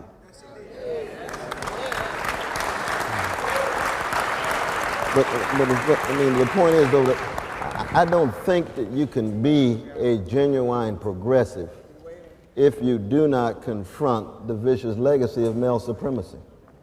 It's just impossible. You can be a highly truncated progressive, but you can't, I mean, women are the majority of human beings on the globe. So how are you going to be progressive and yet you don't have anything to say about the dignity and equality of the vast majority of people on the globe? Who are you progressive for? You and your friends in your neighborhood and what are you talking about? Well, I'm for workers across the board. Okay, that's wonderful. That's good. Let's be for workers. Do you think women are part of the working class? Well, I'm for black folk. What, do you think there's black women? I'm for brown folk. So that the issue of gender equality, or what I call the vicious legacy of male supremacy, is not something that's optional. It's something that is essential. And for me, it's like trying to be progressive and not being anti-imperialist. Well, I want to be on progressive with everything but empire. Well, wait a minute now. Empire is so interwoven with issues of class and race and so forth. You've got to hit it head on, is what Jane Austen called constancy. Now, she wasn't a great example of it in her politics, but her novels highlight the theme. Moral constancy across the board, justice across the board in that sense, and that's part of the challenge of all of them. I think also focus on the churches that are doing the things you like. Join them, help them, and be a part of that. Absolutely. Support what's good. I'm at a congregation in Sunset Park, Brooklyn, and there are like 10 other congregations around me. They call us the devil church. That's okay. We like our devil. But the point is, I don't have time to worry about the other 10 churches around me. I have time to worry about what's in front of us and what we have to do. So if you're interested but you feel horrible about what churches are doing, there are many good churches here in Puerto Rico, including the church, I wish I had the name, but that many of the people from La Mesa de Diálogo come from. Mm-hmm. And the seminary, where we'll be tomorrow. Yeah. That is an institutional site of unbelievable prophetic fire and energy. Absolutely. I have a question from a colleague, Dr. Madeleine Roman. Don't you think that the pursuit of the common, of political communality, requires to abandon the distinction between the I, in quotes, and the other, in quotes? That is, search instead for, quotes, zones of translation, which also requires a search for a new political language. And that's subject matter for a seminar. But I agree with the tilt of that question. That is to say that you don't have a false dichotomy of an I and an other. You have a dynamic relation with a context that's changing over time. But the relation itself doesn't dissolve the I. See, I'm still tied to the sanctity of individuality. You see, as a Christian, I do believe, in fact, that we do suffer in ways that are alone. We die in ways that are alone. And so even given that individuality, which has nothing to do with bourgeois rapacious individualism, it has to do that we are the kind of organisms transacting with environment who have the Shakespearean capacity of introspection and overhearing, and often find ourselves suffering alone. And that is not to be reduced to simply context, but it is always in relation. It's always in relation. So that would be the beginning of a discussion of a seminar that would try to deal with that question. We need a whole lot of time for that one. I have an interesting question here that talks about the perception of a climate of intolerance here in Puerto Rico. It's a professor that I asked, how should we professors address the concept and context of religion and spirituality in Puerto Rico when it's almost a crime to talk about it critically? When it's very difficult to assume a critical position against some of the practices of religion.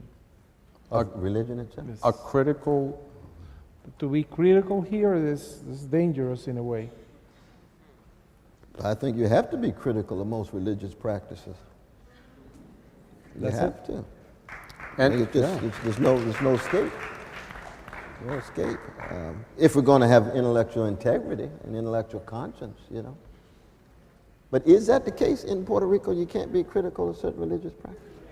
you mean as a law or as a, that you could be stoned? No, Some it's kind of more culture of of it's intolerance. yes, it's more of a cultural intolerance and the fact that some religious institutions are able to mobilize a big chunk of the electorate and are an important factor in the political process. So so in a way, they are a powerful actor.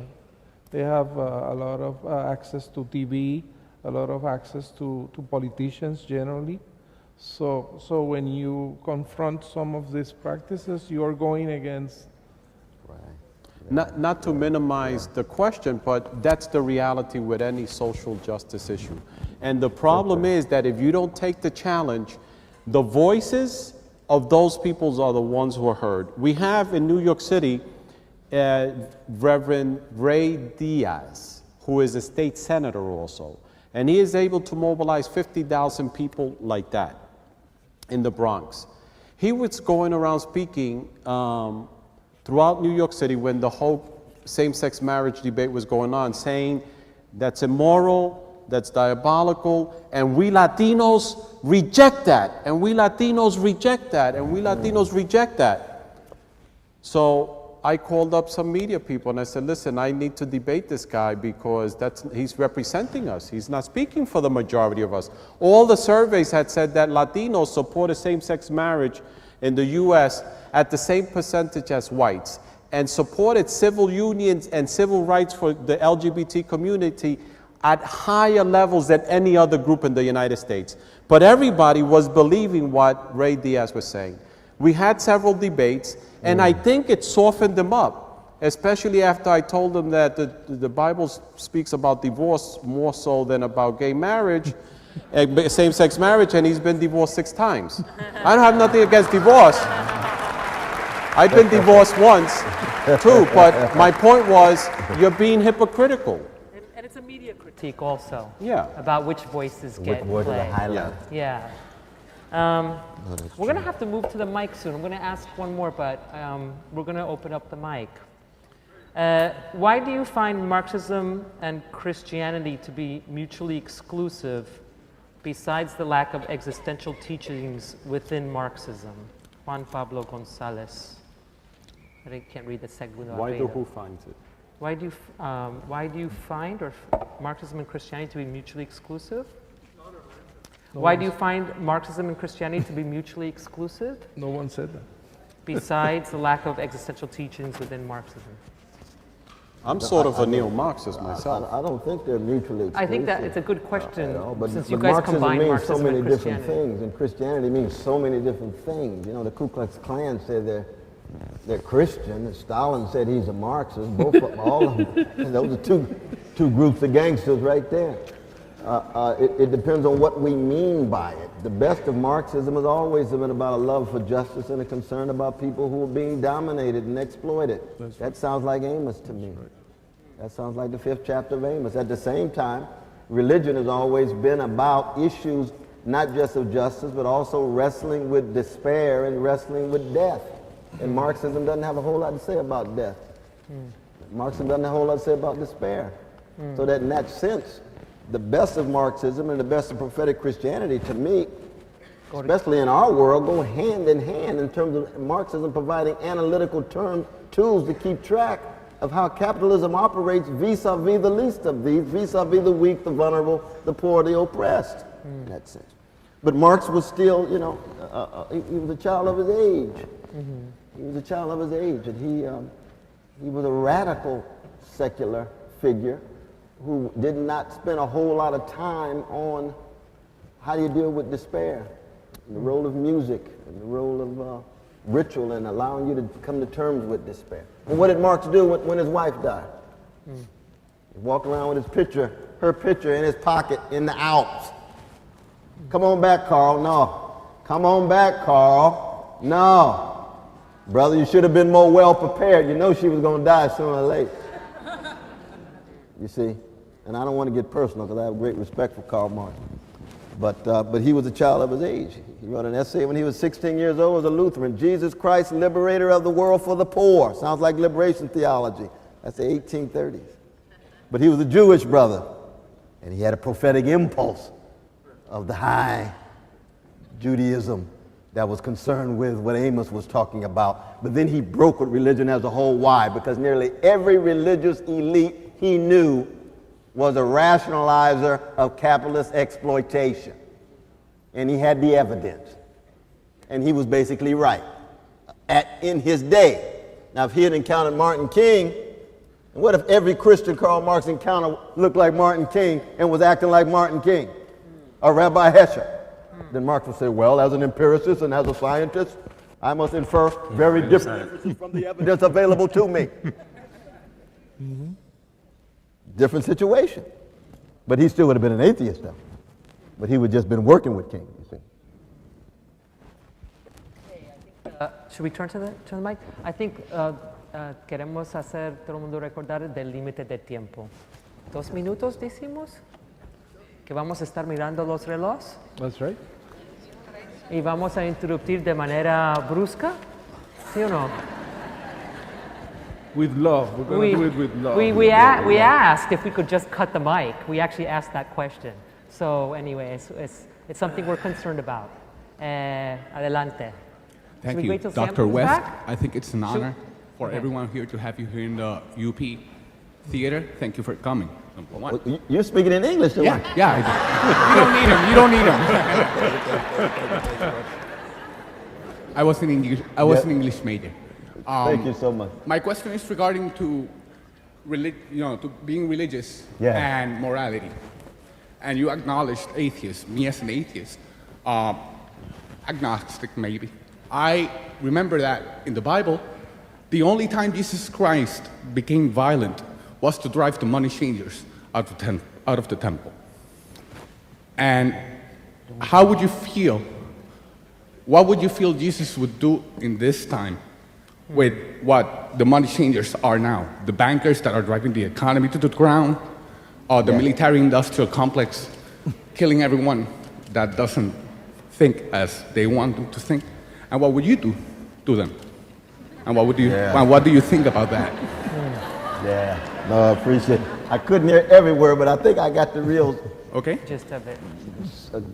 What would Jesus do today in neoliberal capitalist civilization? Yeah, and you also. With wages stagnating, poverty escalating, greed at the top running amok, trade union movements pushed to the back.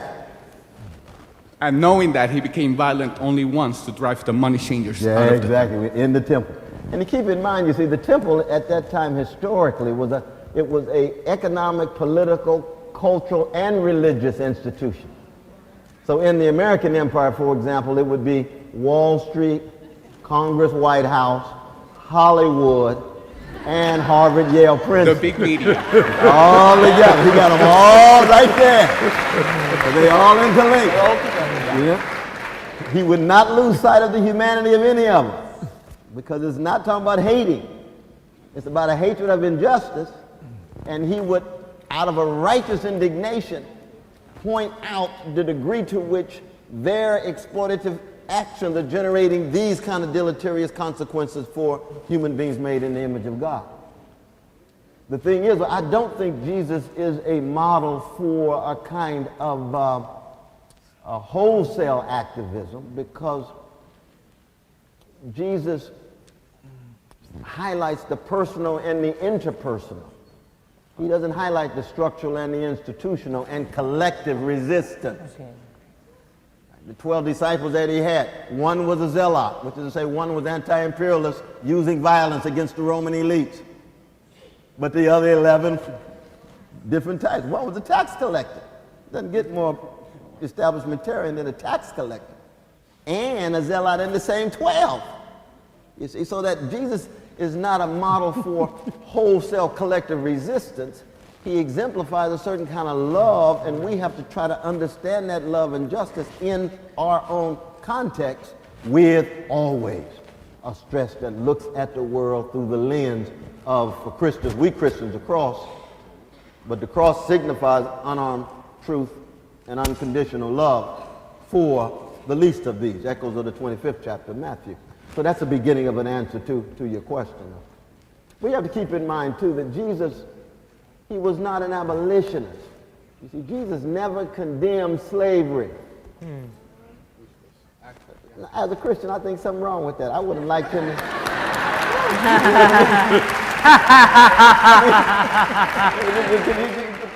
Just a little John Brown in there, a little John Brown, you know. But he didn't, because he did what he was, who he was. But he's still my Savior, you know. So that there's certain things that you highlight, and yet at the same time you also have to make do. I'm sorry to be so long, but I appreciate the question. Yeah, qué bien, gracias. Adelante. Thank you all for being here. Since Puerto Rico has unleashed its own debate on legalization and decriminalization of marijuana, I want to know, what are your views on marijuana? Is it a plant or is it a drug? And your views on marijuana consumption, medicinally, religiously, recreationally, and your views on the marijuana consumer. Please take into account the book of Genesis, chapter 1, verse 29. Legalization debate going on in legalization. There's a marijuana legalization. Is it about marijuana? Yeah. What do you think about marijuana? What I think about marijuana? Yeah. And there's a legalization debate going on in Puerto Rico legalization now. debate here. Oh, the legalization. There's a discussion right now at the legislature about decriminalizing marijuana. Se va a responder. I think it would be a fascinating Vamos a experiment. tomar. Oh, I'm sorry. No entiendo. He's answering. I'm sorry. We wanted to take two questions at a time. Oh, yes. I was misunderstanding. I'm sorry. Perdona. It's a pleasure to be here. Well, as a millennial, I use the internet, and social justice is actually a hot topic in many blogs. Tumblr being a site that's, it has a lot of those. No, don't listen to it. Don't Okay. listen to him. Yeah, he's speaking He's in speaking in English. He said he's speaking. It's a pleasure to be here, and as a millennial, I use the internet a lot, and social justice is actually a hot topic in many of the blogs that are out there. Tumblr is filled with a lot of these, and however, they are usually met with this sort of cynicism and this sort of victimhood about the people that read these. And I like to recall that many of the people that read these, they don't have like a formal education on these things. They just have what they read on the internet. And how do we fight against these feelings of victimhood and cynicism? I know it's a very general question, but. Yeah. So legalization of marijuana was the first one, and this one. And it was the marijuana one. The marijuana one had a few steps to it. Yeah. The people asked me to say you can say the 29th verse? The what? The 29th verse of the first book of Genesis? Yeah. First chapter? Remember it? So you can tell it to everybody. About No, if you know what the You have verse it there? 29 is. Oh, I see. No, And I think I don't remember that verse, though, brother. Y escribió el profeta David. No, el profeta David nos dijo Dios. Hoy les entrego para que se alimenten toda clase de plantas con semillas que hay sobre la tierra y toda clase de árboles frutales.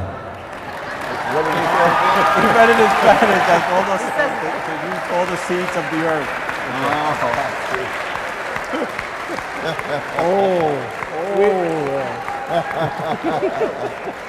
He was in favor. We should off the bat say that we don't read the Bible literally. We're scholars.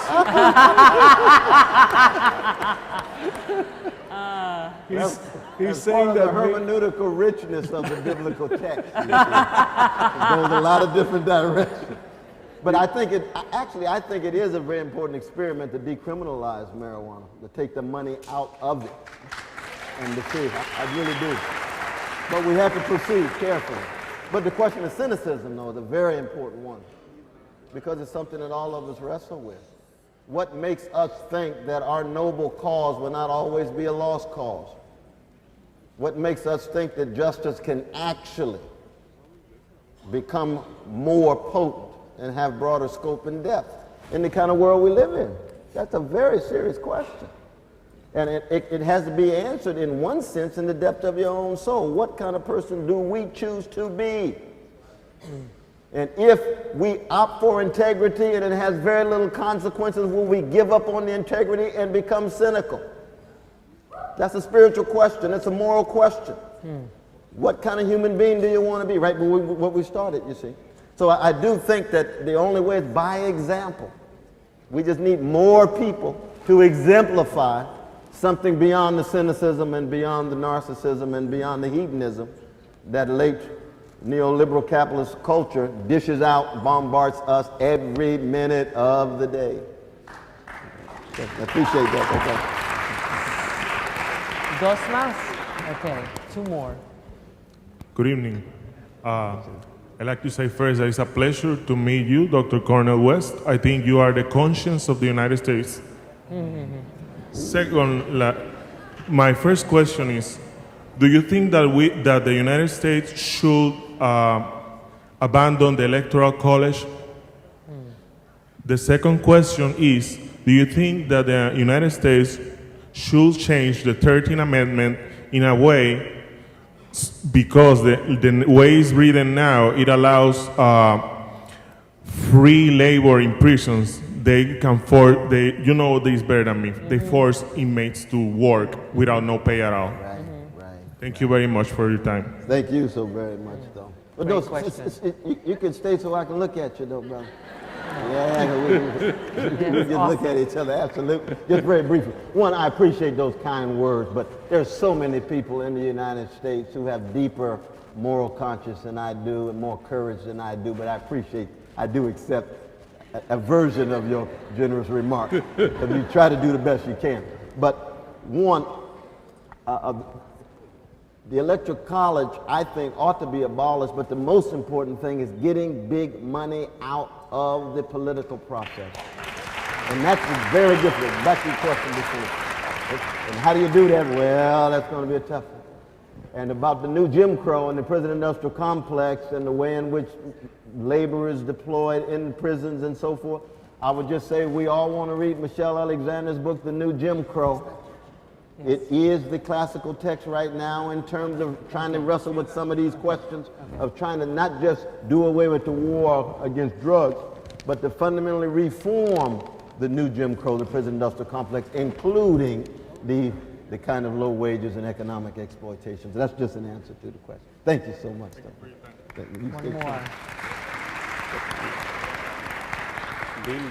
One more question. Good evening, Dr. West, and thank you for being here.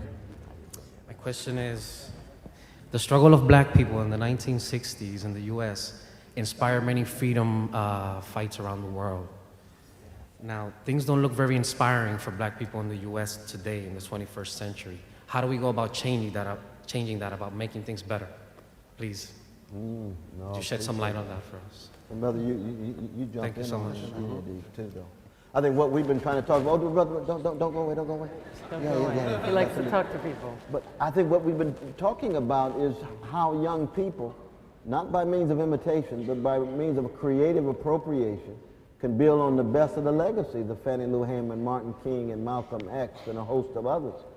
And that is done by being willing to take a risk and pay a cost and cut radically against the grain, to be nonconformist. And what the 60s was about was, it was a moment in which energy flowed from below. And it was not just Martin King. The movement made Martin. Martin is not there with the movement. The movement made him. He was a petty bourgeois Negro preacher trying to get his PhD. And all of a sudden, here come these forces. Age 26. Age 26 years old. And he didn't even want to do it. He said, well, I guess if I could be of service, let me try it out. And then to see him grow and expand and so forth and so on. But he's not alone. Lolita LeBron didn't grow up a radical. Not at all. She was naive. She was individualistic. And then all of a sudden, boom, here's these freedom-loving Puerto Ricans. Then she fell in love too. We won't go into that. And she begins to grow and expand and so forth and so on. So that the question is, how do you create that context for young people? And nobody has the answer to that question right now. We only proceed by means of example, and we step out on nothing and hope we land on something. Mm. Mm. Mm. Thank you so much. We're gonna End it. No, we're gonna have to close. You know, they traveled today. They flew here today, so we're gonna have to wrap up. I'm sorry that there's people still online. I'm gonna call out Juan Ángel Gutiérrez para hacer la clausura. ¿Sí? Quisiera, Dr. West, I heard you talking about Don Pedro Albizu Campos, and I heard you talking to him with some pride. I have a surprise for you today. We have here tonight the daughter of Don Pedro Albizu Campos. Laura, por favor. Is that right?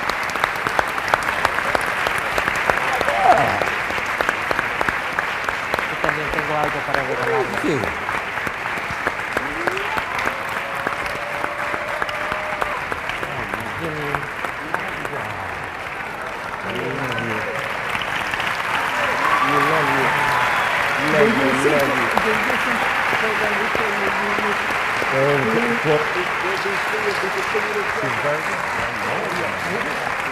I met her once.